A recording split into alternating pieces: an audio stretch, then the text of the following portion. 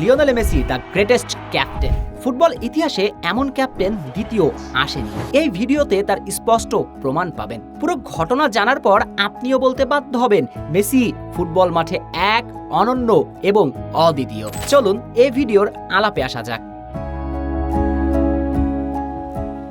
হেঁটে যাচ্ছেন লিও, গ্যালারি ভর্তি দর্শকের উচ্ছ্বাস, তাকে ঘিরে সব উন্মাদনা। এটা দেখে আপনার মনে হতে পারে এ আবার নতুন কি, ফুটবল দুনিয়ার নিত্য ঘটনা, মেসিকে ঘিরেই তো এখন ফুটবল চলে। তবে সাধারণ চোখে ঘটনা স্বাভাবিক মনে হলেও এই ভিডিওতে লুকিয়ে আছে কিছু রহস্য।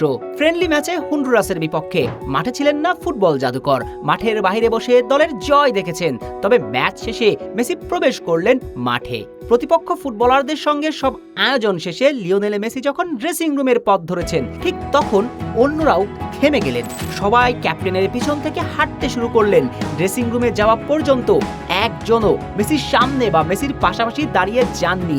একেবারে ক্যাপ্টেনের পিছনে সবাই ড্রেসিং রুমের পথ ধরেন।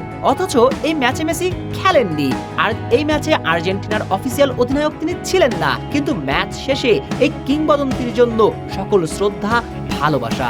তিনি খেলুক আর নাই বা খেলুক, তিনিই তাদের নেতা। তাই তো তার জন্য যুদ্ধে যেতে চান আলভারেজ, মার্টিনেজরা। আবার ওই মেসি মাঠের বাইরে বসে থাকলেও তিনি থাকেন তার সতীর্থদের শ্রদ্ধায়, ভালোবাসায়। ফুটবল ইতিহাসে সতীর্থদের কাছ থেকে এমন শ্রদ্ধা আর ভালোবাসা কেউ কি পেয়েছেন? প্লে, মারাদোনা কিংবা ক্রিস্টিয়ানো রোনালদো? না, পাননি। তাই তো শুরুতেই বলা, মেসি ফুটবল মাঠে এক অনন্য এবং অদ্বিতীয়।